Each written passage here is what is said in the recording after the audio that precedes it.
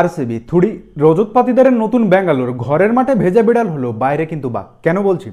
কলকাতায় এসে কলকাতা, মুম্বাইয়ে গিয়ে মুম্বাইকে, রাজস্থানে গিয়ে রাজস্থানকে এবং চেন্নাইয়ে ঢুকে চেন্নাইকে হারিয়ে এসছে। যারা কেউ 5 বার তো কেউ 3 বার, কেউ 1 বার আইপিএল কাপ উইনার।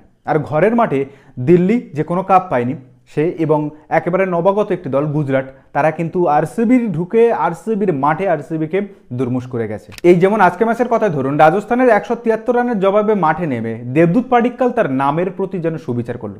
আর ফিল সল্টের কথা কি বলবো, কলকাতা তো এই প্লেয়ারটাকে ছেড়ে দিয়ে কলকাতার আপামোর ফ্যান যারা কেকেআরের ফ্যান, তারা তো প্রত্যেকদিন আফসোস করে মরে যে কেন ফিল সল্টকে ছেড়ে দেওয়া হলো। আর এই এক বিরাট কোহলি, একে কি বলবো, আমার তো বিশেষণ কম পড়ে যাচ্ছে। কারণ সেই 2011-এর পর থেকে ব্যাটারে বিরাট কোহলি যেভাবে মানুষকে মুগ্ধ করে এসেছে, এক্ষেত্রেও কম না। এখনো পর্যন্ত টি-20-তে মাত্র একজন ব্যাটসম্যানের 100টির উপরে হাফ সেঞ্চুরি ছিল, আর সে ছিল ডেভিড ওয়ার্নার, যার ছিল 108টি।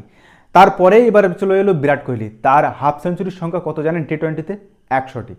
এবং প্রথম ভারতীয় প্লেয়ার যে 100টি হাফ সেঞ্চুরি করলো। তো আরসিবি ঘরের মাঠে ভেজা বিড়াল হলেও বাইরে কিন্তু বাঘ। আপনার কি মনে হয় এবারে আরসিবির কাপ জেতার সুযোগ আছে? অবশ্যই কমেন্ট করে জানাবেন। আর এরকম ক্রিকেটের ভিডিও পেতে অবশ্যই চ্যানেলটি সাবস্ক্রাইব করে রাখবেন।